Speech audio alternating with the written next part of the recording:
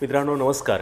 MPSC राज्यसेवा पूर्व परीक्षेच्या तयारीचा अप्रोच कसा असावा, एक्झाम ओरिएंटेड किंवा रिझल्ट ओरिएंटेड तयारीची स्ट्रॅटेजी काय असावी याचं एक अप्रोच बिल्डिंगचे सेशन आपले सुरू आहेत, ज्यामध्ये syllabus analysis, previous year question paper म्हणजे आयोगाचे झालेले जे यापूर्वीचे पेपर आहेत त्यानुसार कशा पद्धतीचं आपली एक अंडरस्टँडिंग या परीक्षेबद्दल असावी या सेशनचं आजचं आपलं इतिहासाचं तिसरं सत्र आहे. याआधी आपण 2023 पूर्व परीक्षेचा जो पेपर होता आयोगाने घेतलेला त्याचं ॲनालिसिस केलं, त्यानंतर 22चा पेपर केला आणि आज आपण 2021ला राज्यसेवा पूर्व परीक्षेचा जो पेपर झालेला आहे त्याचं ॲनालिसिस करणार आहोत. मित्रांनो आपल्याला माहिती आहे की पूर्व परीक्षेच्या सिलेबसमध्ये आयोगाने एकच लाईन दिली आहे, भारताचा इतिहास महाराष्ट्राच्या विशेष संदर्भासह. सो आता भारताचा इतिहास प्राचीन आहे, मध्ययुगीन आहे, आधुनिक आहे, स्वातंत्र्यापर्यंत आहे, स्वातंत्र्योत्तर आहे, महाराष्ट्र आहे, समाजसुधारक आहे. तर यातलं काय नेमकं वाचायचं, फोकस आयोगाचा कुठे आहे तो आपण या ॲनालिसिसच्या माध्यमातून समजून घेतो आहे, जेणेकरून अभ्यास करताना आपल्याला कशावर जास्त भर द्यायचा आहे याचं जजमेंट आपल्याला घेता येईल. सो आज आपण म्हणजे अर्थात पुढील ज्या परीक्षा आहेत, आता राज्यसेवा स्वतंत्र परीक्षा न होता राज्यसेवा असेल, वनसेवा, कृषी सेवा, अभियांत्रिकी सेवा अशा ज्या इथं वर्ग 1 आणि वर्ग 2ची पदं आहेत या सगळ्यांची संयुक्त पूर्वपरीक्षा होणार आहे. सो त्या परीक्षेच्या दृष्टीनं हे ॲनालिसिस आपल्याला निश्चित उपयुक्त ठरेल. सो यामध्ये मित्रांनो आपण 2021चा जो पेपर आला आहे या पेपरचे जे प्रश्न आलेले टोटल 15 प्रश्न यामध्ये आले. सो या 15 प्रश्नांचं जे ॲनालिसिस आहे हे 5 विभागामध्ये याची विभागणी आपण केली आहे. पहिला जो विभाग आहे खरं म्हणजे युरोपियनांचं आगमन, त्यामध्ये ईस्ट इंडिया कंपनी ज्याने प्रामुख्याने हिंदुस्थानावर आपलं साम्राज्य प्रस्थापित केलं ते रिव्होल्ट 1857पर्यंतचा तो घटक घेत होतो, परंतु यामध्ये त्यावर प्रश्न नाही आहे. तर 1858 ते 1950पर्यंत आपण पहिला सेक्शन यामध्ये घेतला आहे. यामध्ये M.N. Roy, independence India league, okay, हे इंडियन इंडिपेंडन्स लीग अशा 4 वेगवेगळ्या लीग आहे. म्हणजे आपलं कन्फ्युजन कुठे होतं तेही आपल्याला समजून घ्यायचं आहे. ॲलन ह्यूम जे 1885च्या राष्ट्रीय सभेच्या स्थापनेमध्ये होते. स्वदेशी जे जो जहाल एक ग्रुप होता, लाल बाल पाल ज्यांना म्हटलं जायचं, लाला लजपत राय, बिपिनचंद्र पाल, लोकमान्य टिळक, ओके, त्यात स्वदेशी यावर प्रश्न पडला आहे आणि या संदर्भातली जे पत्र व्यवहार झाला आहे त्यावर प्रश्न आहे. सो टोटल 5 प्रश्न या आधुनिक भारतावर पडलेले आहेत. दुसरं समाजसुधारक हा जो घटक आहे हा प्रत्येकच परीक्षेत कंबाईन असू द्या, राज्यसेवा असू द्या, यामध्ये महत्त्वाचा घटक राहिलेला आहे. यामध्ये समाजसुधारक आणि समाजसुधारणा चळवळी यावर टोटल 6 प्रश्न पडलेत. यात डॉक्टर बाबासाहेब आंबेडकर, अण्णाभाऊ साठे, महर्षी विठ्ठलरामजी शिंदे, महात्मा ज्योतिराव फुले आणि न्यायमूर्ती रानडे हे जे काही महापुरुष आहेत ज्यांनी स्त्री शिक्षण, स्त्री सबलीकरण, शिक्षण अशा विविध क्षेत्रामध्ये त्यावेळेला केलेलं कार्य. त्यानंतर तिसरा जो प्रश्न आहे, तिसरा जो घटक आहे तो महाराष्ट्राच्या संदर्भातला आहे, ज्यावर 2 प्रश्न आलेत. स्वातंत्र्योत्तर भारत म्हणजे 1947 नंतरचा जो भारत आहे त्यावर शिक्षणाचे जे आयोग आहेत आपले, कोठारी आयोग असेल, मुदलियार आयोग असेल, ओके, यावर प्रश्न आहे.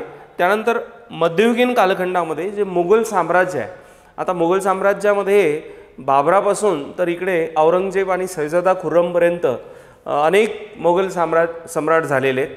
पण प्रश्न त्यांच्या राजकीय, आर्थिक यावर न विचारता त्या घराण्यामध्ये ज्या महिला होत्या त्यांचं कला, साहित्य याच्याशी असलेला जो संबंध आहे त्यांच्याशी असलेला हा प्रश्न आहे. सो यातून आपल्याला परीक्षेचं जजमेंट घ्यायचं मित्रांनो की काय अभ्यासायचं आहे आणि काय नाही अभ्यासायचं आहे. सो आय होप हे ॲनालिसिस निश्चित तुम्हाला उपयुक्त ठरेल. आपण आता प्रश्नपत्रिकेकडे वळतो आहे आणि आपण यातून प्रश्नांचे स्वरूप समजून घेण्याचा प्रयत्न करणार आहोत. सो राज्यसेवा पूर्व परीक्षा 2021 जी 23 जानेवारी 2022ला पेपर झाला होता, यातला ए जो सेट आहे त्याचं आपण इथे एक्सप्लेनेशन बघणार आहोत. सो पहिला प्रश्न मित्रांनो, 1 मे 1960 रोजी म्हणजे महाराष्ट्र राज्य अस्तित्वात आला त्यावेळेला मुंबईसह नवमहाराष्ट्र म्हणजे मुंबई कुठे राहणार, गुजरातला जाणार की महाराष्ट्रात राहणार, यावर तो वाद होता. यामध्ये अनेकांनी हुतात्मे पत्कारलेलं आहे, त्या एक्सप्लेनेशनकडे नंतर जाऊ.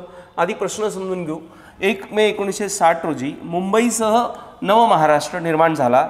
त्यावेळी महाराष्ट्र राज्यात एकूण किती जिल्हे आणि किती तालुके होते? ओके, आता यातून आपल्याला हे लक्षात, आता हा प्रश्न तसा जॉग्रफीतही जातो, पॉलिटिकल जॉग्रफीमध्ये जातो, आणि जसं की हा हिस्ट्रीचा पार्ट आहे तर त्यामुळे हा हिस्ट्रीमध्ये सुद्धा प्रश्न येतो.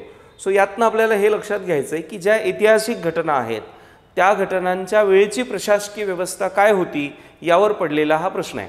ओके, आता या अनुषंगानं कोणकोणते बिंदू, आता याच्यामध्ये उत्तर 26 जिल्हे आणि 239 तालुके आहेत. काही ठिकाणी 235 तालुक्यांचा उल्लेख आहे. ओके, सो आता शासनाचं जे काय गॅझेट आहे त्यातून ते तुम्ही कन्फर्म करू शकता.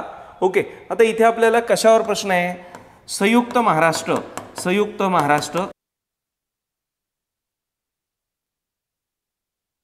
दिला ते स्वातंत्र्यासाठी दिलेला लढा असेल.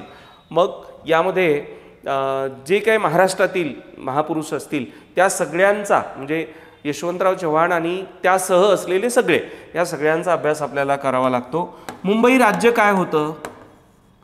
संयुक्त मुंबई राज्य काय होतं? यासाठी संयुक्त महाराष्ट्र चळवळ आणि या चळवळीचे शिरस्थ नेते हे सगळे आपल्या अभ्यासाचा घटक बनतात. ही बाब इथे आपल्याला लक्षात घ्यायची. सो या अनुषंगानं हे 1 मे 1960 रोजी ज्या वेळेला नवमहाराष्ट्र निर्माण झाला त्यावेळेला महाराष्ट्राचे पहिले मुख्यमंत्री माननीय यशवंतराव चव्हाण साहेब हे मुख्यमंत्री झाले.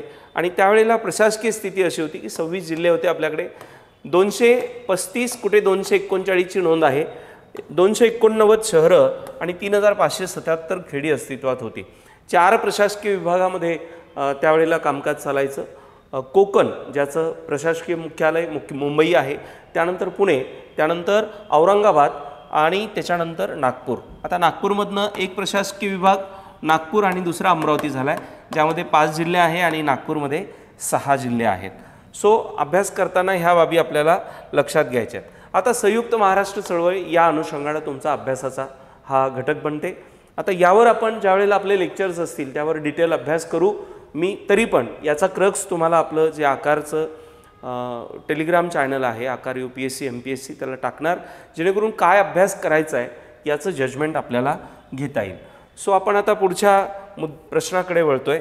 हे नवीन तयार झालेले जिल्हे असतील ते कधी तयार झाले त्यावरही प्रश्न विचारला जाऊ शकतो. जोड्या ही जिल्हे असतील, जसं वाशिम आहे, त्यानंतर गोंदिया आहे, असे जे नवीन तयार झालेले जिल्हे आहे ते जिल्हे आणि त्यांचे. आता दुसऱ्या प्रश्नाकडे जाऊ. दुसरा प्रश्न समजून घेऊ. स्त्री सबलीकरणाच्या दृष्टीने, सबलीकरण म्हणजे स्त्री सक्षम होईल, कशी होईल? शिक्षण, नोकरी, स्वावलंबन यातून होईल. दृष्टीने डॉक्टर बाबासाहेब आंबेडकरांनी मांडलेल्या हिंदू कोड बिलाला खालील व्यक्तींचे समर्थन होते. आता यामध्ये स्पष्टपणे समर्थन होते, समर्थन नव्हते हा हाऊसचा विषय आहे. आणि हाऊस अशा गोष्टींमध्ये, उदाहरणार्थ ज्या वेळेला मताला पडतं तर मतदान हे गुप्त असतं. ओके, त्यामुळं कदाचित त्या कॉन्ट्रोवर्सीकडे हा प्रश्न जाऊ नये म्हणून आयोगाने हा प्रश्न जो आहे तो रद्द केलेला आहे. ओके, परंतु याच्यामध्ये आपल्याला हे मी सांगू इच्छितो अभ्यासाच्या दृष्टिकोनातनं, डॉक्टर राजेंद्र प्रसाद जे त्या अगोदर आपली जी घटना समिती होते त्या घटना समितीचे अध्यक्ष होते. त्यानंतर सरदार वल्लभभाई पटेल, तात्कालीन जे काही गव्हर्नमेंट होतं भारत सरकार, त्यामध्ये हे होम मिनिस्टर होते. सो हे 2 त्यावेळचे व्यक्तिमत्व आहेत की ज्यांनी याला विरोध केला होता. प्रश्न काय आहे? खालील व्यक्तींचे समर्थन होते की ज्यांनी त्याला सपोर्ट केला होता. त्यामध्ये पंडित जवाहरलाल नेहरू होते, त्यात पट्टाभी सीताराम मैया होते. हे तेच पट्टाभी सीताराम मैया आहे जे 1939चं जे हरिपुरा अधिवेशन आहे त्रिपुरा इथलं, आणि त्या अधिवेशनामध्ये सुभाषबाबूंनी यांचा पराभव केला होता. आणि सुचिता कृपलानी यांचा याला समर्थन होतं. पंडित जवाहरलाल नेहरू यांचंही समर्थन होतं, परंतु पुढे संसदेमध्ये ते बिल टिकू शकलं नाही आणि त्यामुळं व्यथित होऊन, म्हणजे खरं म्हणजे हिंदू कोड बिल काय आहे याच्यावर खरं म्हणजे सेपरेट सेशन आपण घेऊ वेगळं. पण थोडक्यात तुम्हाला सांगतो, आपला देश स्वतंत्र झाला होता. कसा स्वतंत्र झाला होता? भौगोलिक प्रदेश स्वतंत्र झाला होता. साम्राज्याकडनं आपला देश स्वतंत्र झाला होता. पण देशांतर्गत पण स्वातंत्र्याची अपेक्षा आहे, गरज होती, आणि ती म्हणजे महिलांना. आणखी इतरही घटक आहेत की ज्यांना स्वातंत्र्याची गरज आहे आणि त्यासाठी आपल्या संविधानामध्ये जे समाज बांधव ज्यांना संपत्तीपासनं अधिकारापासनं अनेक वर्ष वंचित ठेवण्यात आलं त्यांना आपण संविधानिक आरक्षण दिलं. SC बांधव असतील, ST बांधव असतील आणि आज आपण बघतोय की त्या समाजातले जे आपले बांधव आहेत त्यांनी किती चांगली प्रगती त्या माध्यमातून करू शकलेत.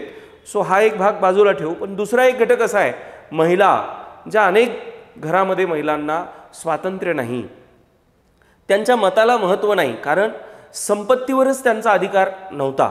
ओके, त्यांना जे काही समानता अपेक्षित होती ती कुटुंबात नव्हती आणि म्हणून ह्या ज्या काही चुकीच्या चालीरीती आणि रूढी परंपरा आहे या परंपरांना छेद देणारं हे हिंदू कोड बिल होतं, ज्यामध्ये हिंदू समाजातील म्हणजे आपला बहुतांश समाज जो देशातला होता की त्यात या महिलांना एक प्रकारे लाभापासून वंचित ठेवण्याचे आणि काबाड कष्ट करण्याचे त्यांच्यावर लादण्याचे जे काही प्रकार होते यापासून मुक्ती मिळणार होती. चुकीच्या चालीरीती आणि परंपरांपासून मुक्ती होती. यामध्ये संपत्तीचा अधिकार मिळणार होता, शिक्षणाचा अधिकार मिळणार होता, समानतेचा अधिकार मिळणार होता. वडिलाची जी संपत्ती आहे ती फक्त मुलाच्या नावावर जात होती, तर त्यात मुलीलाही अधिकार प्राप्त होत होता. तिला घटस्फोट घेण्याचा अधिकार प्राप्त होत होता. म्हणजे जर एखाद्या कुटुंबात तिच्यावर अन्याय होत असेल तर तिने तिथे का राहावं, तिने आपलं स्वतंत्र जीवन जगू शकली पाहिजे ती. तर पुनर्विवाहाचा, घटस्फोटाचा अधिकार होता. तात्कालीन परिस्थितीमध्ये आता याच्यामध्ये आपण म्हणजे आपण आता 2023मधून 2047कडे 48कडे बघताना आपण काय म्हणतो, अरे कसं काय यांनी विरोध केला. पण एक लक्षात घेण्याची बाब, दुसरी बाजू पण म्हणजे विरोध केला हे निश्चित चुकीचं आहे, निश्चित अयोग्य आहे. जर 48ला सपोर्ट मिळाला असता तर आज जी आपल्या महिलांची प्रगती आपण बघतोय त्याच्या कैक पटीनं महिला पुढे राहिल्या असत्या, प्रगत राहिल्या असत्या. परंतु देश जस्ट स्वतंत्र झाला होता आणि शासनामध्ये असलेले जे लोक असतात यांना कायम आत्ताचे घ्या की तेव्हाचे घ्या. जसं आता तुम्ही बघा, मराठा समाज 25 वर्षापासनं आंदोलन करत आहे. गरजवंत, वंचित, उपेक्षित मराठा बांधव आहेत ते. जे मंत्री आहेत त्यांच्या तर 10 पिढ्या बसून खातील एवढं त्यांनी जमा करून ठेवलं आहे, हे सगळं तुम्हाला माहिती आहे. ओके, पण जो गरीब मराठा समाज आहे त्यांना आरक्षणाची गरज आहे, बरोबर आहे, पण तरी पण गव्हर्नमेंट डिसिजन घेऊ शकत आहे का, त्याचे काही कायदेशीर पैलू आहेत, तो भाग वेगळा. असं प्रत्येक गव्हर्नमेंटच्या पुढे त्या वेळेला काही ना काही आव्हानं असतात. ओके, मग स्वतंत्र झालेल्या देशात लगेच धार्मिक तेढ निर्माण होऊ नये असाही बिंदू असू शकतो.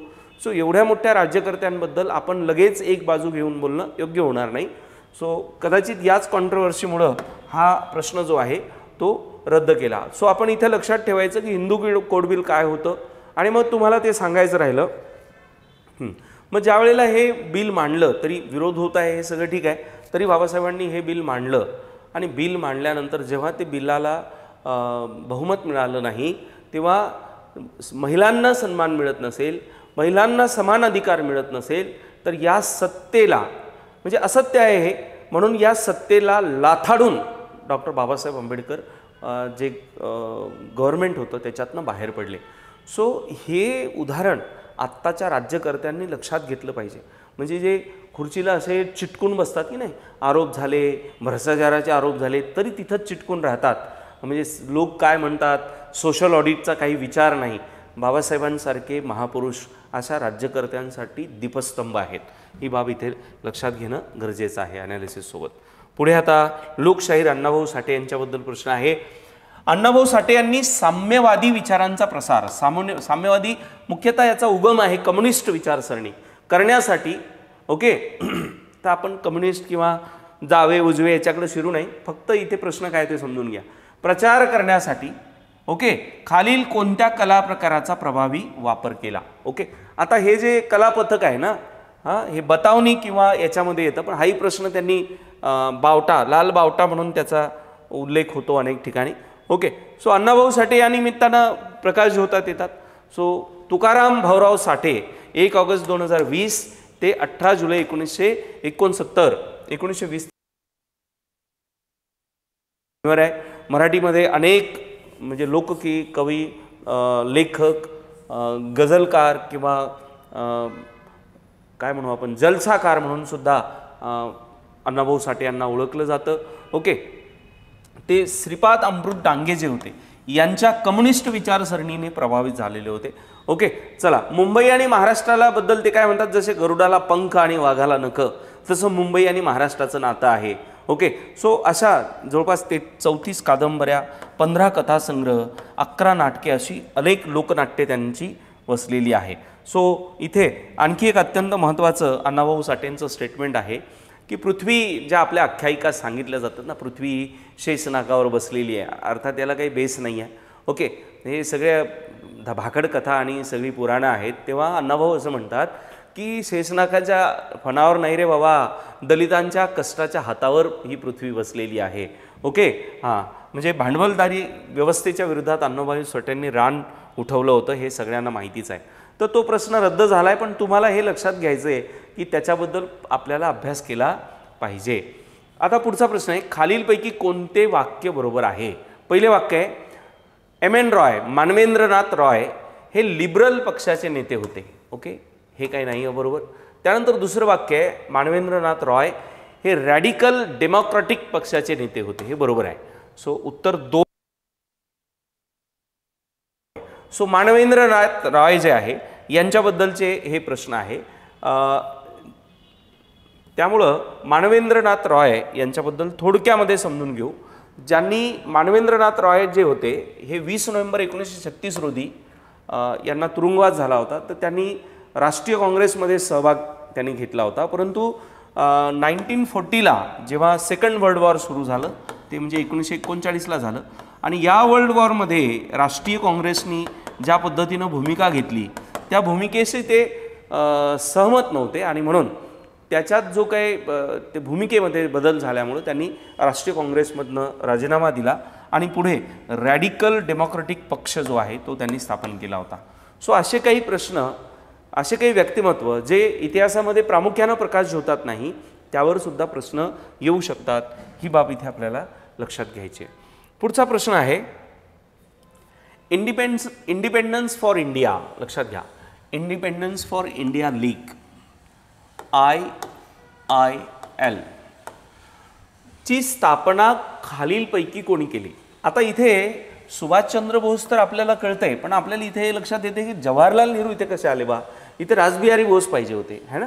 असं मग खाली विनायक दामोदर सावरकर तर नाहीत, कारण यांचं 1857चं स्वातंत्र्य समर असेल, अंदमान येथील काळ्या पाण्याची शिक्षा असेल, विनायक दामोदर सावरकर आणि यांचे बंधू बाबाराव सावरकर यांचं वेगळं काम आहे, मुंजे आणि जयकर यांचं वेगळं काम आहे, है ना.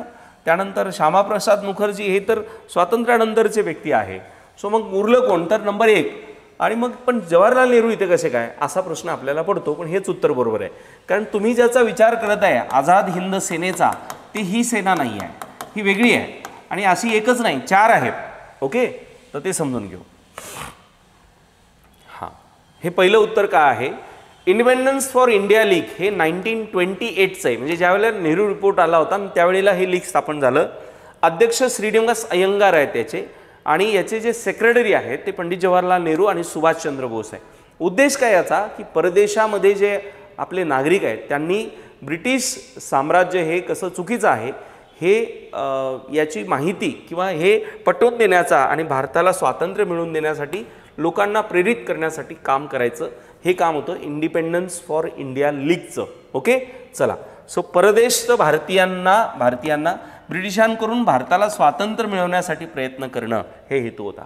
दुसरं मग इंडियन इंडिपेंडन्स लीग आहे, ही 1907ची आहे, जी कॅलिफोर्नियामध्ये इस्टॅब्लिश झाली होती. याचं तारकानाथ दास आणि पांडुरंग खानखोजे हे याचे संस्थापक होते.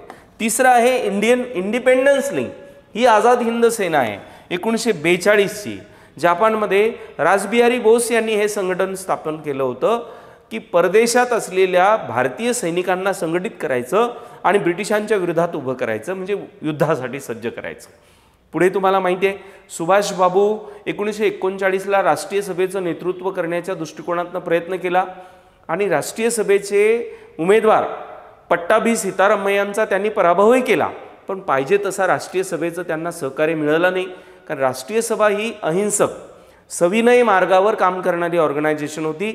महात्मा गांधीजी, पंडित जवाहरलाल नेहरू यांच्या भूमिकेवर काम करणारी ऑर्गनायझेशन होती. सुभाष बाबूंचं नेतृत्व हे ज्वलंत नेतृत्व होतं. जशाच तसं उत्तर जर ते तलवारीच्या आणि बंदुकीच्या धाकेवर आपल्यावर राज्य करत असेल तर आपणही त्याला सडोतड उत्तर दिलं पाहिजे. आणि मग आपल्याला माहिती आहे सुभाषबाबूंना डिटेन केलं जातं आणि सुभाषबाबू पाणबुडीनं जपानला जातात. मुसोलिनी हिटलर यांची भेट घेतात आणि तिकडून आझाद हिंद सेनेचं नेतृत्व त्यांच्याकडे रासबिहारी बोस यांच्याकडनं दिलं जातं. महिलाच्या कॅप्टन लक्ष्मी सेहगल प्रमुख होतात आणि तिकडून मग सुभाषबाबूंच्या नेतृत्वामध्ये आझाद हिंद सेना हिंदुस्थानामध्ये असलेल्या ब्रिटिशांवर आक्रमण करते. आत्ताचं असलेलं अंदमान निकोबार ही बेटं जिंकली जातात. त्याला तिथून ते मग इकडे कूच करत असताना तुम्हाला माहिती आहे पुढे 6 ऑगस्ट आणि 9 ऑगस्ट 1945ला जपानच्या हिरोशिमा आणि नागासाकीवर बॉम्ब हल्ले होतात आणि जपान बिनशर्त माफी मागतो. मग सैनिक लढायला तयार नसतं. तर सुभाषबाबूंचं एवढंच म्हणणं होतं की हिंदुस्थान स्वतंत्र होईपर्यंत सैनिक मागे बोलवू नका. हे प्रत्यक्ष भेटून सांगण्यासाठी की कुठल्या डेलिगेशनसाठी ते जातात आणि प्लेन क्रॅश होतो. सुभाषबाबूंचं निधन होतं. सो आणखी डिटेल आपण त्यात आझाद हिंद सेनेवर घेऊ. चौथं आहे इंडियन इंडिपेंडन्स समिती. ही बर्लिनमधली आहे. बर्लिनमध्ये वीरेंद्रनाथ चट्टोपाध्याय आणि बागा जतीन यांनी इंडियन इंडिपेंडन्स कमिटी किंवा बर्लिन समिती स्थापन केली. हे 4 आहेत अशा, म्हणून जरा नाव व्यवस्थित लक्षात घ्या. ते इंडियन इंडिपेंडन्स लीग आहे, आझाद हिंद सेना, ओके, आणि हे इंडिपेंडन्स फॉर इंडिया लीग आहे जी 1928ची आहे. ठीक आहे. सो हे आपल्याला स्पष्टीकरण दिलंच आहे. चला पुढचं आता समाजसुधारकांच्या साहित्यावर प्रश्न आहे. पण तुम्हाला मला हे सांगायचं की तुम्ही समाजसुधारकांची साहित्य अशी पुढे ठेवायची आणि त्याचा रेफरन्स लक्षात घ्यायचा की हे साहित्य कशाशी संबंधित आहे. सो विठ्ठल रामजी शिंदे, दादोबा पांडुरंग तरखडकर यांच्यावर तर प्रश्न येतोच. आता याच्यापैकी तुम्हाला एक जरी माहिती आहे, उदाहरणार्थ ज्योतिबा फुले माहिती आहे, इशारा, डीचं 4, डीचं 1, म्हणजे हे म्हणजे चौथं उत्तर आहे. आता तुम्हाला करायचं काय आहे, तर यांचे सगळे असे साहित्य बरोबर जसं महर्षी किंवा कर्मवीर ह्या 2 नावांनी ओळखलं जातं. कर्मवीर धोंडोकेशव कर्वे पण आहेत. ओके, कर्मवीर अनेकांना नाव दिलं आहे. चला, सो इथे साहित्यामध्ये भारतीय अस्पृश्यतेचा प्रश्न 1933, माझ्या आठवणी आणि अनुभव हे आत्मचरित्र आहे कोणाचं, विठ्ठल रामजी शिंदे यांचं. अनटचेबल ऑफ इंडिया हे प्रश्न आहे. हिस्ट्री ऑफ परिहार्स, त्यानंतर भागवत धर्माचा इतिहास, कानडी मराठी संबंध, मराठ्यांची पूर्वपीठिका आणि कोकणी मराठी संबंध हे विठ्ठल रामजी शिंदे यांची पुस्तकं. ओके, त्यानंतर दादोबा पांडुरंग तरखडकर यांची साहित्य संपदा, गोपाळ हरी देशमुख यांची साहित्य संपदा. हे तुम्हाला वाचत राहावं लागेल सारखं, हे पाठांतर होणार नाही. पण वाचत राहिलं की याच्यातनं आपल्याला इथे असं होणारच नाही की 4 पैकी 4ही लेखक आणि 4 पैकी 4ही पुस्तकं तुम्हाला वेळेवर 1-2 जरी तुम्हाला तिथले आठवले तर बाकीचं बरोबर जजमेंटनं उत्तर सोडवता येतं. महात्मा ज्योतिबा फुले MPSCचा अभ्यास करणारा विद्यार्थी असेल, महात्मा ज्योतिबा फुले म्हणजे त्यांचं मुखद भागवत झाले आपल्या याचे अभ्यासाचे, है ना. इशारा, अस्पृश्यांची कफियत, शेतकऱ्यांचा असूड, तृतीय रत्न नाटक 1855, अखंडादी काव्यरचना, ब्राह्मणांचे कसब, प्रस्तावना बाबा पद्मनजींची आहे. ओके, यावरही प्रश्न येतो की कुठल्या ज्योतिबा फुले यांच्या पुस्तकाची प्रस्तावना बाबा पद्मनजी यांनी केली आहे. शिवाजी महाराजांचा पोवाडा, महाराजांची समाधी रायगडावरची पहिली समाधी, म्हणजे ही समाजासमोर आणून त्याचा एक पहिला कार्यक्रम घेण्याचं काम, ती समाधी गवत झाडं झुडू उगली आहे ते साफ करून महात्मा ज्योतिबा फुले यांनी केलं आणि त्यांचा पोवाडाही त्यांनी गायला आहे. गुलामगिरी, अमेरिकेतील गुलामांविरुद्ध लढणाऱ्या लोकांना समर्पित केलेला ग्रंथ आहे. सार्वजनिक सत्यधर्म हा असा ग्रंथ आहे की महात्मा ज्योतिबा फुले यांच्या मृत्यूनंतर प्रकाशित झाला आहे. आणि विश्व कुटुंबवाद, ओके, असं ही साहित्य संपदा. इथे क्रांतिज्योती सावित्रीमाई फुलेंचेही सुबोध रत्नकार आणि बावनकशी सुबोध रत्नकार ही त्यांचंही तुम्ही अभ्यासात जे आहे ते केलं पाहिजे. यातून आपल्या लक्षात काय येतं की समाजसुधारकांची साहित्य संपदा यावर प्रश्न विचारला जाऊ शकतो. 7वा प्रश्न बघा, हे शिक्षण आयोगावर आहे. म्हणजे देश आपला स्वतंत्र झाला 1947ला, इथून 1950 पर्यंत आपण संस्थानाचं विलिनीकरण हे काय आपले इंटरनल इश्यू होते ते जेवढे पॉसिबल आहे तेवढे सॉल्व्ह केले. आता इथून देशाला पुढे न्यायचं आहे तर एज्युकेशनचे आयोग गठीत करणं, त्याच्यावर काम करणं गरजेचं होतं. हे राधाकृष्ण आयोग आहे, मुदलियार आयोग आहे, NCERT ओके स्थापना आहे, कोठारी आयोग, भारतीय शिक्षण आयोग. ओके, सो हे तर 64 तुम्हाला माहीतच आहे. डीचं 4. चौथं उत्तर आहे याचं, है ना. एवढं तर माहिती असायलाच पाहिजे आपल्याला की आपल्या शिक्षणाची काय स्थिती होती. सो राधाकृष्ण आयोग हे उच्च शिक्षणासाठी होता. ओके. मुदलियार आयोग माध्यमिक शिक्षणासाठी होता. डॉक्टर ए लक्ष्मणी स्वामी मदलियार याचे अध्यक्ष होते. NCERT राष्ट्रीय शैक्षणिक संशोधन प्रशिक्षण परिषद, ओके, NCERT ही संस्था आहे जी 1961 मध्ये स्थापन झाली. आणि कोठारी आयोग हा भारतीय शिक्षण आयोग होता जो DS कोठारी यांच्या अध्यक्षतेमध्ये स्थापन झाला. सो आता या अनुषंगानं काय काय प्रश्न आले, या अनुषंगानं शिक्षण आयोग आले बघा, शिक्षणाचे आयोग, शिक्षण आयोग, मग या संबंधित सगळे आयोग.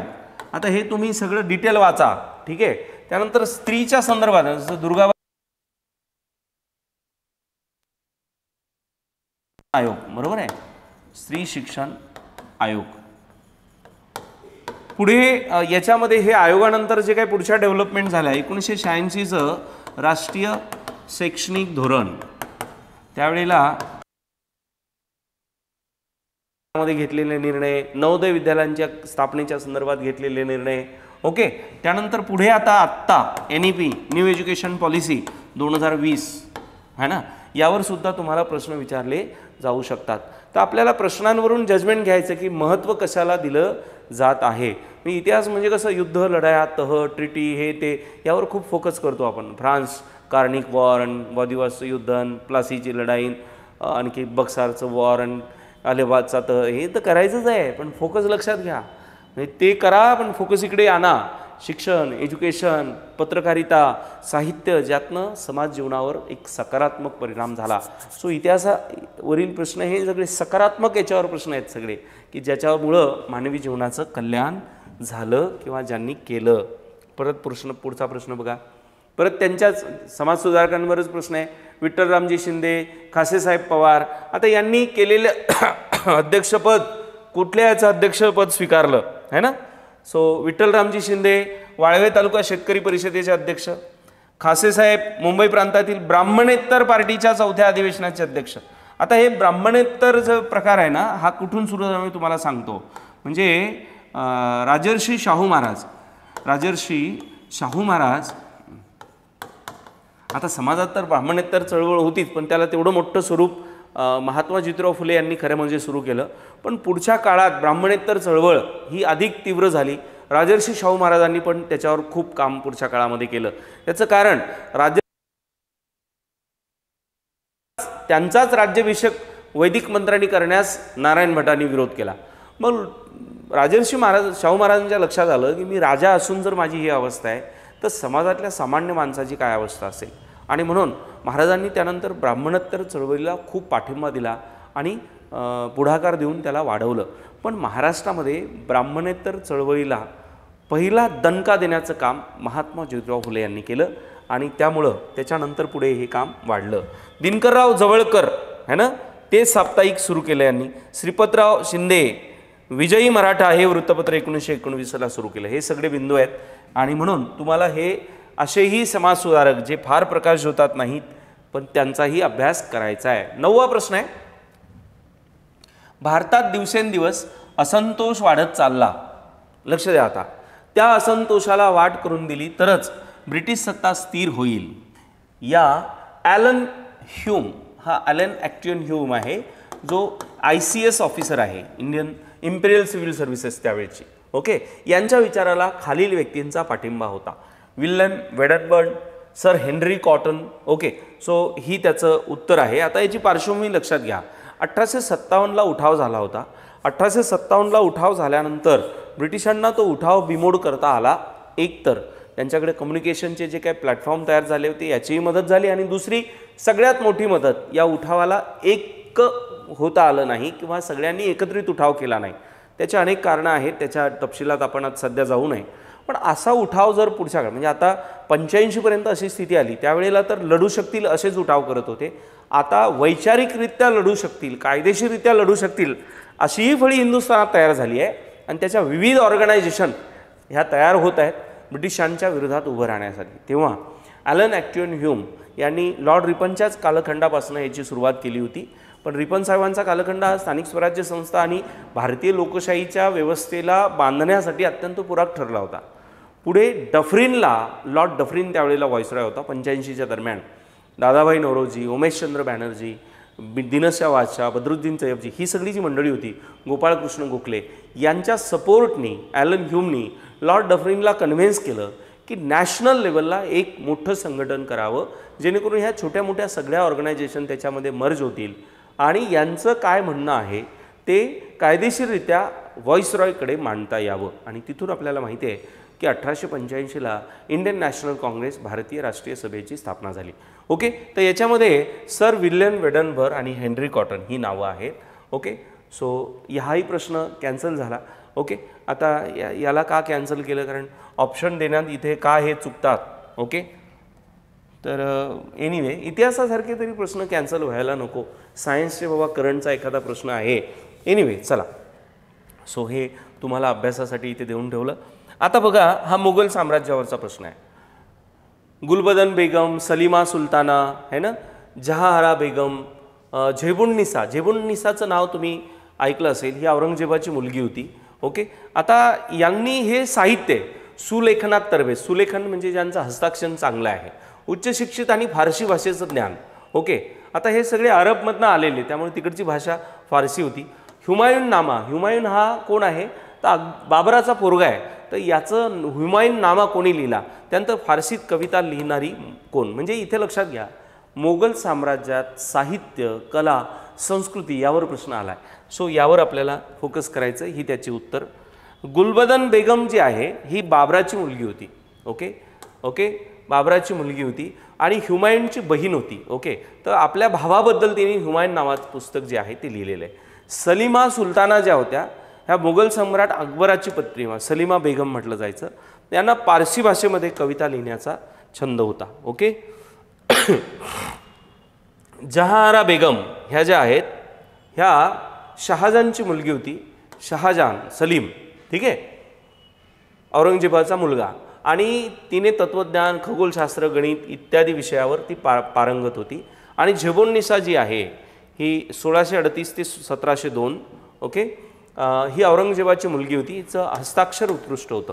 झेबुन्निसाबद्दल छत्रपती संभाजी महाराजांच्या संदर्भात नातं जोडलं जातं, पण त्याला काही अर्थ नाही. झेबुन्निसा म्हणजे औरंगजेबाने कैद केल्यानंतर महाराजांना लग्न करा असं वगैरे काही म्हटलं होतं. हे सगळ्या बकवास फालतू गोष्टी आहे, म्हणजे अभ्यास न करता काही लोक काही लिहित असतात.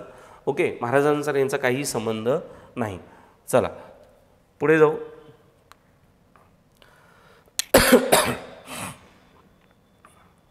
हां, पुढचा प्रश्न आहे, खालीलपैकी विसंगत शीर्षक ओळखा. आता हे एक विठोबाची शिकवण, शेठजी प्रताप आणि लीलामृत ही एका लेखकाची पुस्तक आहे, आणि शेतकऱ्यांचा आसूड हे यातलं वेगळं उत्तर आहे. ठीक आहे, हे महात्मा ज्योतिबा फुले यांनी लिहिलेलं ग्रंथ आहे शेतकऱ्यांचा आसूड.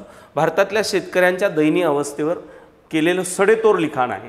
आता हे 3 नावं कोण आहेत, विसंगत शीर्षक म्हणजे 4 पर्याय तर ओळखला, पण हे उरलेले 3 कोण आहेत, हे मुकुंदराव पाटील यांचं साहित्य आहे. ठीक आहे, सो 4 हे उत्तर झालं.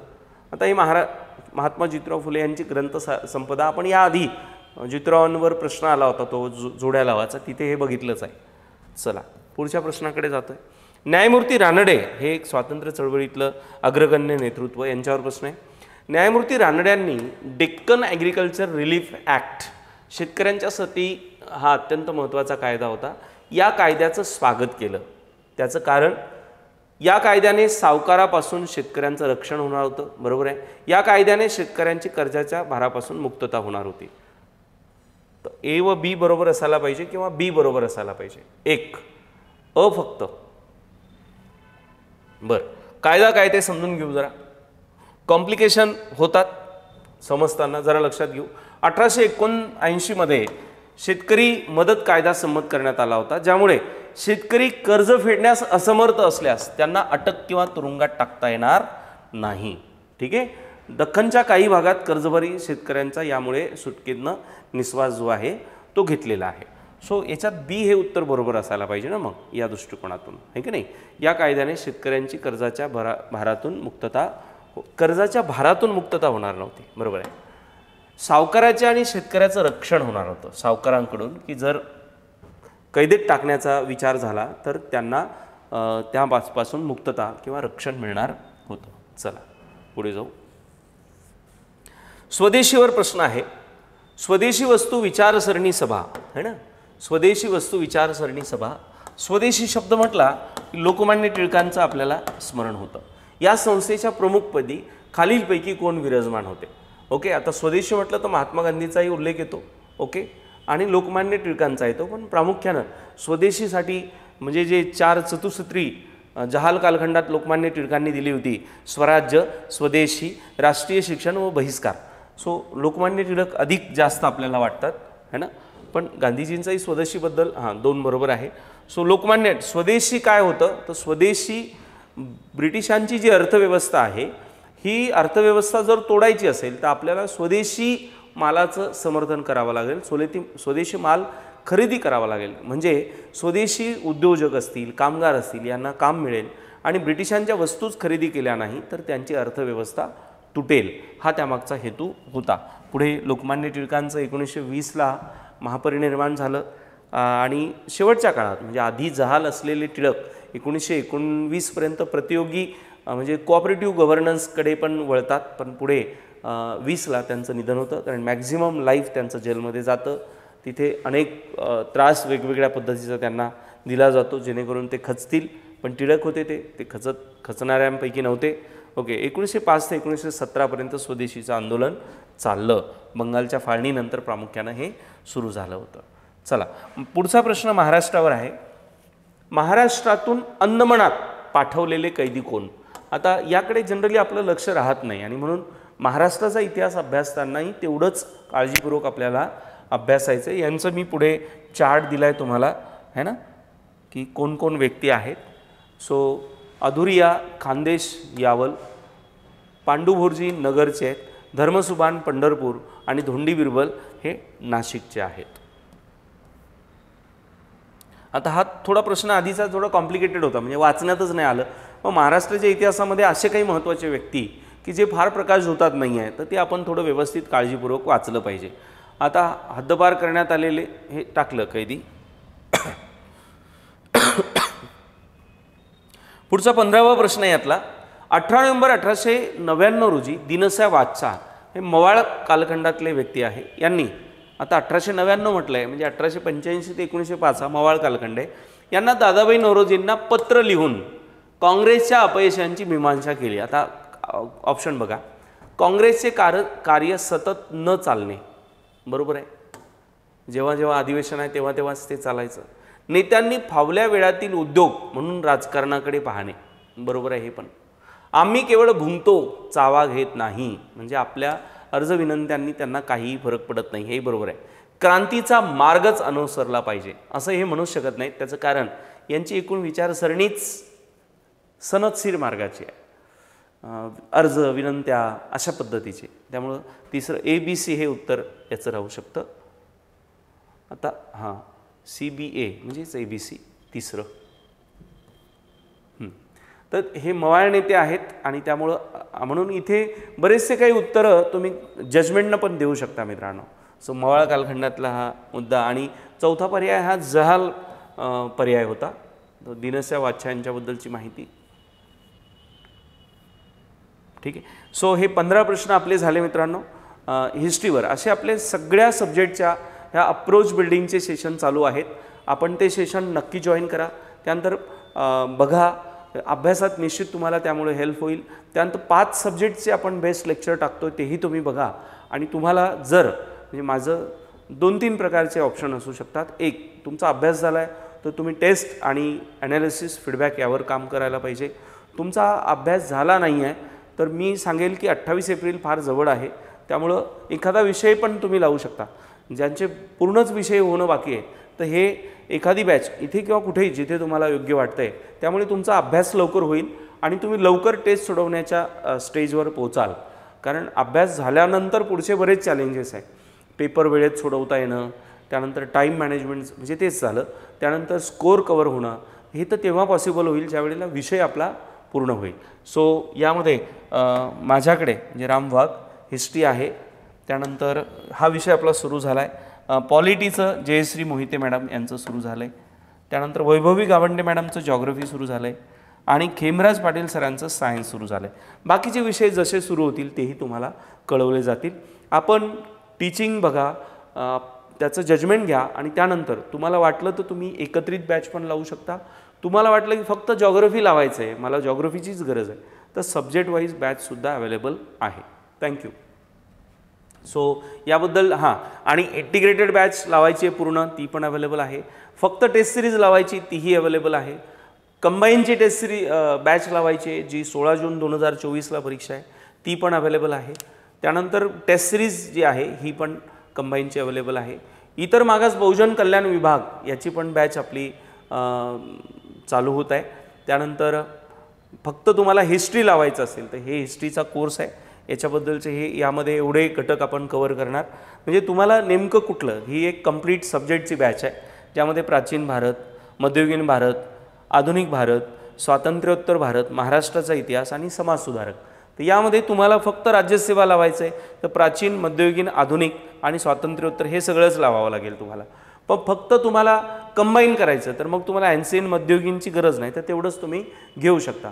हे UPSC सिव्हिल सर्व्हिसेस, राज्यसेवा किंवा महाराष्ट्र राजपत्रित नागरी सेवा गट अ आणि ब संयुक्त पूर्व परीक्षा आणि कंबाईन ग्रुप B आणि C या सगळ्यांसाठी उपयुक्त असलेला हा हिस्ट्रीचा लाईव्ह प्लस रेकॉर्डेड कोर्स आपला अवेलेबल आहे. आणि यासाठी तुम्हाला आकार फाउंडेशनचं हे ॲप गुगल प्ले स्टोअरवरनं डाउनलोड करायचं मित्रांनो.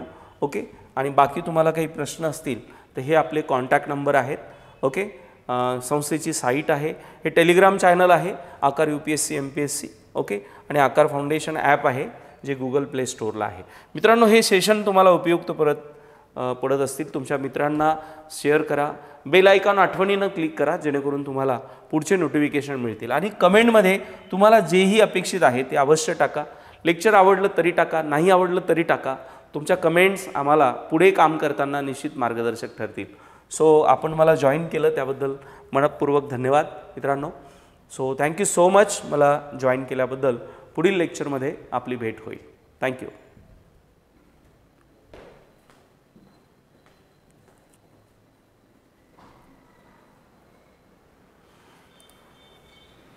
स्टॉप.